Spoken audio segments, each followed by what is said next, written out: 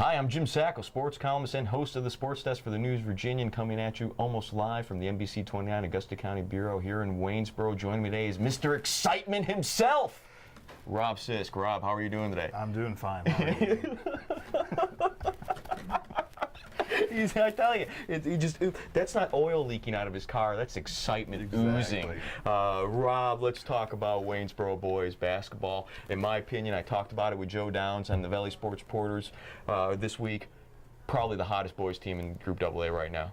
I'd say so. You beat your arch rival twice, go run through both tournaments. Unless they hit a cold streak right now, who's going to stop them in the tournament? That's a good question. Hey, let's talk about that. You mentioned how they beat their arch rival, RE Lee, for the Region 3 Boys Championship.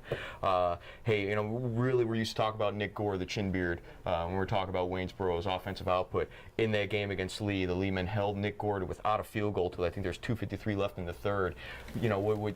Yet they're still winning. Their major weapon is taken out of the equation for 3 of the 4 quarters. How is this team still winning? Well, Nick Gore is not the only weapon on that team. Andy Sherrill can hit the three very consistently. Tim Brown is an all-around athlete. He can be dangerous when his shots are landing. Joel Robinson's always dangerous to pump excitement to that team. Jay Thompson's dangerous from outside. It's pick your poison. Yeah, you can limit Gore, but then everybody else is going to score as well. Let's talk a little about Jay. Here's a guy that you never hear about until we get to this point, when you start, people start writing about how his dad played basketball and his grandpa played basketball at Waynesboro. But here's a kid who's just, excels in every sport he plays, and he's a heck of a baseball player. He's a heck of a basketball player, obviously. He knows when to turn it on. This is the tournament, you win or go home. This is when he's going to step up. He's a great athlete. We've seen it from last year. We've seen it from this year. And like you said, baseball season, he was the Valley hitting champion. What more could you ask? They hit out of their 17 field goals they hit last Saturday in the Region 3 title game against RE Lee, 10 were 3-pointers. This team's really coming alive from the outside. And what are you contributing that to? I think that's what they've been trying to do all year. I don't know if you've noticed, but that's where they always shoot from. They just haven't been able to get their shots to fall.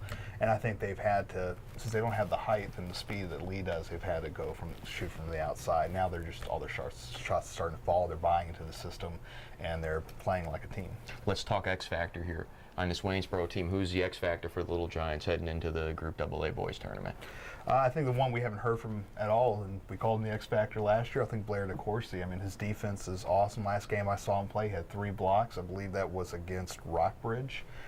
He's a phenomenal defensive player, and he can really put a team at a disadvantage from underneath. And I remember, if I'm not mistaken, he kind of came alive at this point last year when they were coming from behind to beat the Millbrooks and to beat the Hanleys. He definitely came alive when they beat Millbrook. That was his big. I think that's when he kind of stepped up to the plate, and then again against in the championship game as well. This team is playing Blacksburg 6 o'clock Saturday at James Madison University's Convocation Center. Do you know anything about Blacksburg? I know nothing about Blacksburg yet. So we're all going to find out together. Exactly. Is this the biggest hurdle you think Waynesboro's got to get over? Is this quarterfinal, or have you seen the rest of the bracket in AA, and is it looking tough? It's going to be tough all around, because you got Hidden Valley out there. You've got naturally Blacksburg. Then those are on separate sides of the bracket, but eventually they're going to have to face them somewhere in there. I think if they can get over the over the quarterfinals, get into the semifinals, they should be able to ride that momentum through. But you got a week off after having a huge win. You never know what's going to happen. And if you look on the opposite side or in the same bracket, that Waynesboro's in, you possibly have a rematch with Millbrook again, a team they had to come from behind, who faces Cortland in the nightcap Saturday at James Madison University. Let's talk about that. 3 games at JMU Saturday. Thank God the Southern Valley District is kind of out of the equation, so finally, for the first time in the postseason, the Waynesboro fans will be able to see the boys and the girls, same site, same night. Talk a little about that. How we expecting a full purple and gold crowd out there with back-to-back Waynesboro games? First time both teams have been this far since 1991. Well, let's be honest. There's going to be the diehards that follow the girls all year, but they're going to start trickling in about halftime of the girls' game. That's just how the Waynesboro fans have been all year. But on the same side, I think by the second half of the girls' game, the place is going to be packed. unless they surprise me, which is always possible with us Waynesboro fans. Yeah, let's hope they do. I mean, Waynesboro is not known for its super fan support on a lot of sports. Rob, let's just touch, really briefly. Wilson Memorial against Lancaster, King William, 2 p.m. Saturday. The Green Hornets heading down there. Talk a little about the Green Hornets. I think they're the most dangerous team in the state right now, just because Deacon. There you go, champ. There we go. I called you scoring. champ. He did. Scored. He's averaging 25 points in the last 6 games. It's been insane. You got both of the young sisters there doing exceptionally well. Katie Morse was hurt, but they were able to fill in that spot, and they're playing great basketball right now, and I think they are on a roll. Are we back here next week talking about any Final Four teams?